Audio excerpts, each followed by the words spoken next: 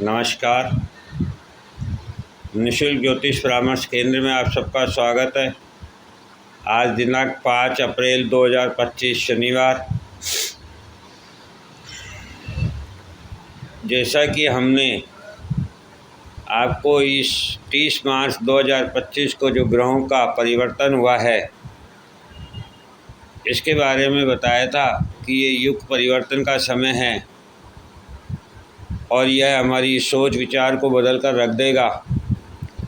और पिछले 5 दिनों से हम दुर्गा सप्तशती की चर्चा कर रहे हैं और हमने आपको ये भी कहा था कि इसका संबंध दुर्गा सप्तशती से है। तो आप इसको स्पष्ट रूप से समझिए कि जब हमारी सोच, हमारे विचार बदलते हैं तब युग परिवर्तन होता है। और दुर्गा सप्तशती में जैसा कि राजा सूरत अपनों के द्वारा चोट खाने पर अपने मन की सुनते हैं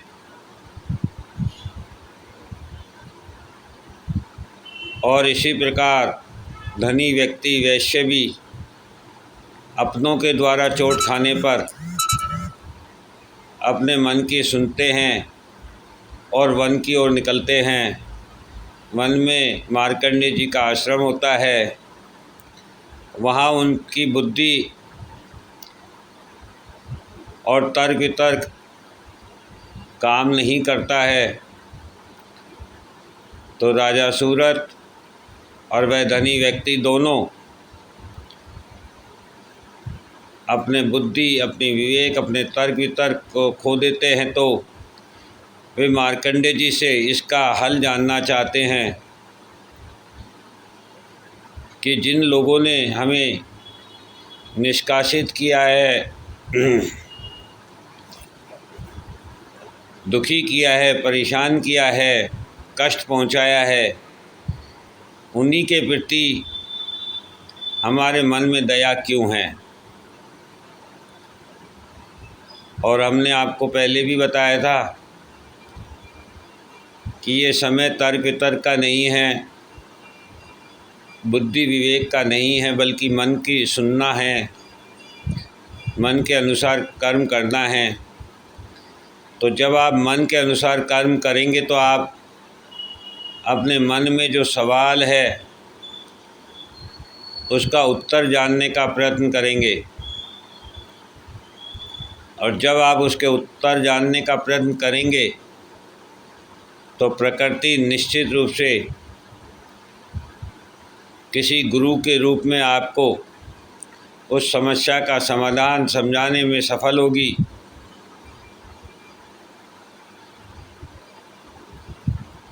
और आप सही मार्ग प्रशस्त कर पाएंगे।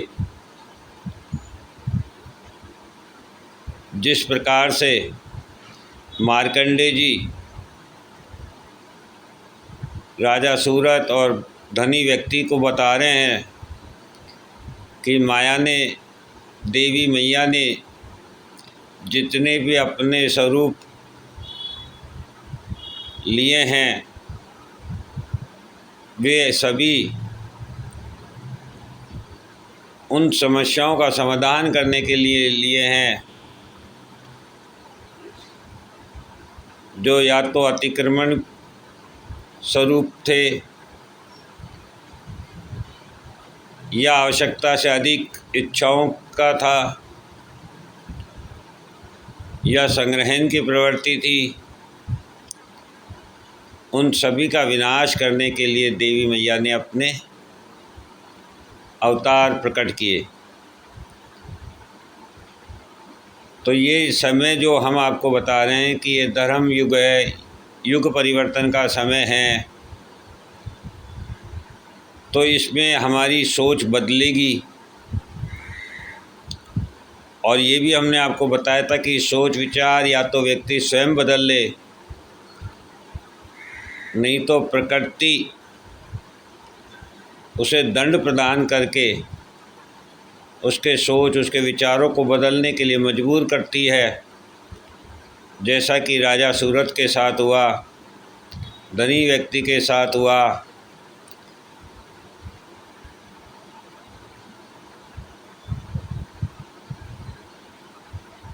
और जब अपनों के द्वारा चोट लगती है तो कष्ट होता है। हमने आपको ये भी बताया था कि इस समय रिश्तों की सच्चाई सामने आएगी। तो दुर्गा सप्तशती से इसका अध्ययन जब करते हैं तो यह समझ में आता है कि जिस प्रकार राजा सूरत को, धनी व्यक्ति को उन रिश्तों की सच्चाई समझ में आई, सामने आई, तब वे सच्चाई की ओर, अपने विकास की ओर निकले।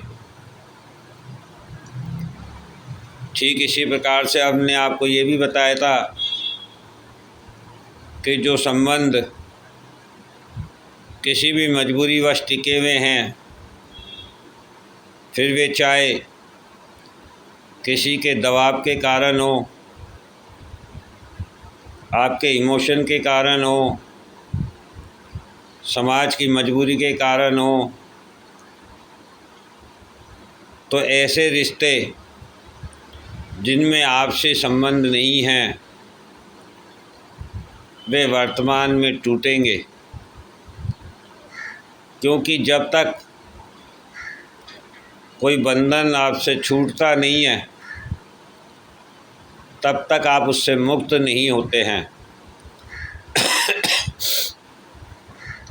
और जब तक आप उससे मुक्त नहीं होते हैं तब तक आपकी सोच, आपके विचार बदलते नहीं हैं।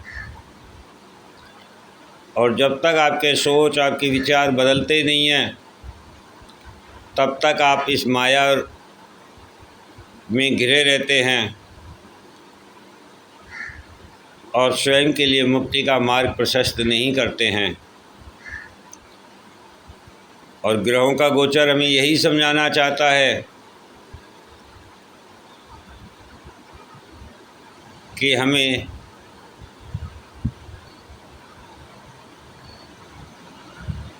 बंधन से मुक्त होकर स्वयं के मोक्ष और मुक्ति का मार्ग प्रशस्त करना चाहिए। इस प्रकार से ये दुर्गा सप्तशती का अध्ययन हमने इसीलिए किया था ताकि हम ये समझ सकें कि किस प्रकार से ये जो ग्रहों का गोचर होने जा रहा है वह युग परिवर्तन को दिखा रहा है। तो उस युग परिवर्तन में किस प्रकार से हमारी सोच, हमारे विचार बदलेंगे और यही युग परिवर्तन कहलाएगा। क्योंकि पिछले 30 सालों में यदि कोई विशेष परिवर्तन हुआ है तो वह हमारी सोच, हमारे विचारों में हुआ है। और इसी कारण से सभी जनमानस किसी न किसी समस्या से पीड़ित है और अब उन्हें उस कष्ट से मुक्ति चाहिए। वे वास्तविकता को जानना चाहते हैं, सच्चाई को जानना चाहते हैं और निडरता के साथ, अपनी पूर्ण क्षमता के साथ, धर्म, नीति, नियम के साथ, प्रेम और प्यार के साथ संगठन में रहना चाहते हैं। क्योंकि अकेले होकर के देख लिया है कि परिणाम उनके पक्ष के नहीं हैं। खुशियाँ संगठन में है, सामूहिक है। क्योंकि दुख में आदमी अकेला होता है, सुख में नहीं। तो पिछले 30 वर्षों में जो मानव जनजीवन एकांत की ओर गया, अकेलापन की ओर गया, स्वयं की ओर गया, वह दुख है। और पिछले 30 वर्षों से पूर्व जो हमारा समाज संगठित था, परिवार संगठित थे, वह खुशी है। और खुशियाँ सामूहिक रूप से मनाई जा सकती हैं, अकेले नहीं। इसीलिए अब हम सामूहिक